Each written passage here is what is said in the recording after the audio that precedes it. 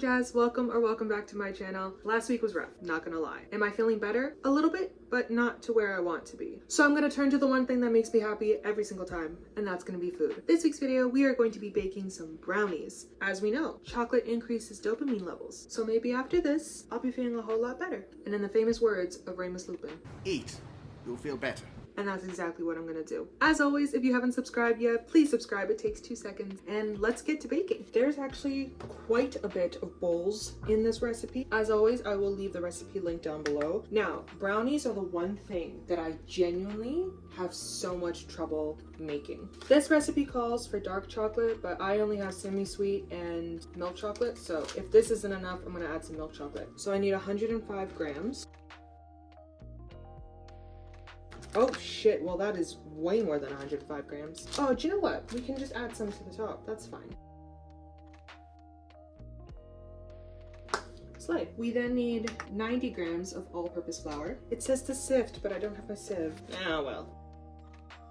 93, goddamn. And then we need half a teaspoon of salt. Bloop. Just taking a fork and mixing all of this together. I don't know why these chocolate chips aren't asked to be melted, but that's what the recipe says, so we be following. Okay, then it says to set this aside. Now, in a microwave safe bowl, it calls for 1 teaspoon of coffee. Now it says powdered coffee. I only have instant, so I'm just gonna place this in here and then like crush what I can using my tablespoon or my teaspoon. To this, we're also adding half a cup or 113 grams of unsalted butter, 53 grams of vegetable oil. Oh, that is well past 53. We shall attempt to scoop. 54 is fine. Light work. 75 grams of unsweetened cocoa powder. I have a really tiny sieve. It wouldn't have worked for the flour. I could have used it for this, but fuck it, we ball. Here. Then we need 100 grams of brown sugar. As you know, I interchange my brown sugars all the time with golden sugar, yellow sugar. I don't care. Hopefully though, we have 100 grams. Here. And we have some left over. And then we need 1 teaspoon of vanilla. And now it says to give this a little mix, just so that everything is combined before we put this in the microwave. I also really like the fact that this recipe uses coffee, because as we know, or if you didn't know, coffee really enhances the flavor of chocolate. It just makes it taste a lot more deep and rich. Okay, I'm gonna take this monstrosity and pop it into the microwave at 20-second intervals, and I will be back with the melted version of this. This is the melted concoction in all of her glory. I am not gonna lie, I straight up just want to eat this entire bowl, but that is barbaric, and I shan't do that to myself nor my reputation, even though by now we probably all know I would do it. It kind of looks like brownie batter, which I mean, I guess that's the point, but like, cool. I wasn't gonna use my stand mixer because I just can't be asked, but I also can't be asked to hand whisk, so the stand mixer it is. All right, now that I have the stand mixer prepped, we are going to be adding 2 eggs at room temperature. Ay, not the shell, not the shell. Gotta wash my hands. To this, we're also gonna add 200 grams or 1 cup of white sugar.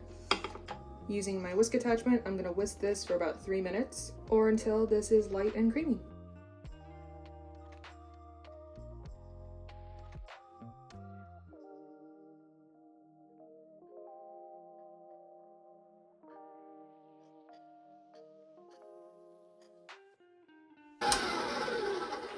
I think that should be enough. She's light, she is creamy.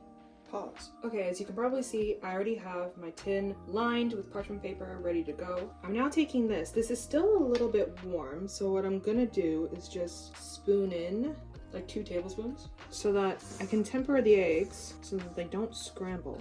Look at me using big words. Okay, big slate. And now I'm first gonna wipe off the spoon because every drop counts. That was aggressive. And then I'm gonna take the bowl and scrape off the inside. I'm then meant to fold this, I think just until combined. Okay, now that it's damn near combined, we are to add our dry ingredients. And once again, fold this, but do not overmix it. I think that's my downfall when it comes to baking, the overmixing part, but I've gotten the hang of it with my chocolate chip cookies, so I could successfully do this. Okay, Okay, I think that's all I'm gonna do. I'm then gonna take this. See, this is my other issue with brownie batter. It is milk. God damn. I'm so glad that I didn't hand mix because my arm is just tired of holding this upside down. Now I'm gonna need a spoon. Please hold. Well, I scraped this bitch like I was on death row and this was my final meal. I did what I could with what I had and I think I did a pretty good job. I'm just taking my spatula, spreading this bitch so that it covers all corners. Okay, big slice. And then, as we know, I started off with a lot more chocolate chips than I needed to. So, as a result, I'm just gonna sprinkle these bitches on top.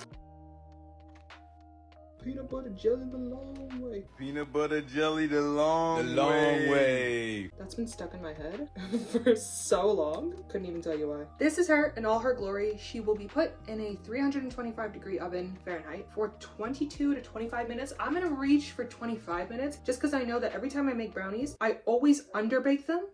Hello. Anyway, I find that I always underbake my brownies and then I end up leaving them for longer and then they dry out. I'm going to be putting this for 25 minutes. Hopefully that's enough. If not, I'm going to put it in for 5-minute intervals. We'll see how it goes. I'll show you guys the end result when I get back. It is well past ever since I took this out. It actually said to leave this in the tin to cool for an hour, so that's exactly what I did. I did end up leaving this for 30 minutes instead of 25 because when I took it out at 25 it was still pretty fudgy. Wait, hang on, I'm gassed. I'm not gonna take a big piece because I actually just had dinner, so I am very full.